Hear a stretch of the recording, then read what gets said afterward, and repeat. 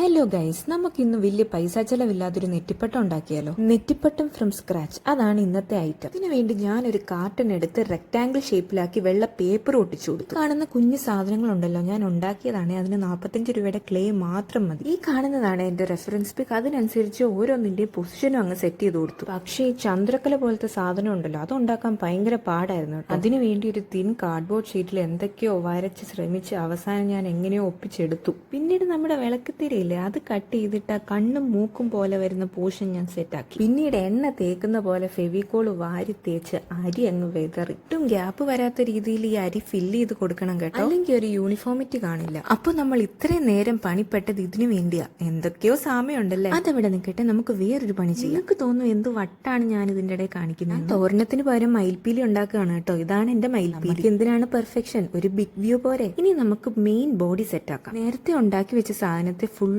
സ്വർണ്ണം അങ്ങോട്ട് പൂശുക. എനിക്ക് ആകെപ്പാടി സ്പ്രേ പെയിന്റ് ആണ് കേട്ടോ കുറച്ച് പൈസ ചെലവായത്. ഇനി നമുക്ക് ആ ലെഫ്റ്റ് ഓവർ കാർഡ്ബോർഡ് പീസസ് ഒക്കെ മുറിച്ച് ഇവനെ കുട്ടപ്പനാക്കി എടുക്കുന്നുണ്ടല്ലോ. എന്റെ കയ്യിലുള്ള പഴയ ഒരു സെറ്റ് മുണ്ടിന്റെ കസവ് വരുന്ന പോർഷൻ മുറിച്ചെടുത്ത് ഞാൻ അരികു ചേർത്ത് ഒട്ടിച്ചു കൊടുത്തു. പിന്നെ മേളിൽ 2 ഹോൾ ഇട്ട് കസവ് നൂലുകൊണ്ട് തന്നെ ഹാങ്ങിങ് ത്രെഡും കെട്ടി. ആ ബ്ലൂ കളർ കൊടുത്തൊന്നും എനിക്ക് ഇഷ്ടപ്പെട്ടില്ല കേട്ടോ. ബാക്കി വന്ന കസവ് ഞാൻ അവിടെ അങ്ങ് ഒട്ടിച്ചു. പിന്നെ നമ്മുടെ മയിൽപ്പീലിത്തോരണം ഇല്ലേ, അത് ഫുള്ള് അരികെ ചേർത്ത് ഒട്ടിച്ചു കൊടുത്തു. ഒരു ആനച്ചന്തമൊക്കെ ഉണ്ടല്ലേ. ഇനി കുഞ്ചലം പോലെ താഴോട്ട് തൂങ്ങിക്കിടക്കുന്ന ഒരു സാധനം ഉണ്ടല്ലോ, അതുണ്ടാക്കാൻ എനിക്കൊരു ബ്ലിങ്കിറ്റിന്റെ കവർ മാത്രമേ. ഞാൻ അതെടുത്തൊരു കുമ്പിള് കുത്തി മുറിച്ച് കോൺ ഷേപ്പ് ആക്കി.